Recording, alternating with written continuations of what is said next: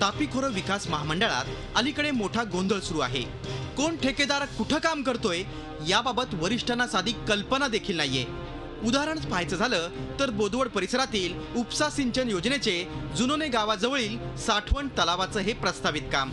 या कामावर सध्या 3 पोकलँड, जेसीबी, डंपर आणि 15 ते 20 मजुरांचा लवाजमा 1 महिन्यापासून कार्यरत आहे। मात्र ज्या ठिकाणी हे काम सुरू आहे त्याला ना मंत्रिमंडळाची मंजुरी आहे ना तापी खोरे विकास महामंडळातील वरिष्ठ अधिकाऱ्यांना याची माहिती। हे धक्कादायक प्रकरण झी24 तासनं जेव्हा मुख्य अभियंता व्ही.जी. राजपूत यांच्या लक्षात आणून दिलं तेव्हा तेही हबकले। आपल्याला याबाबत काही माहिती नसल्याचं त्यांनी सांगितलं। किती दिवसापासून काम चालू आहे? आम्ही 7-8 दिवसापासून चालू आहे।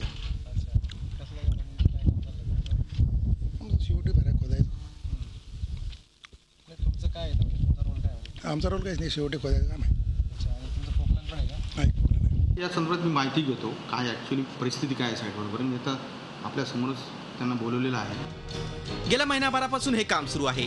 त्यावर तापी खोरे महामंडळाचे 2 अभियंते नजर ठेवून होते।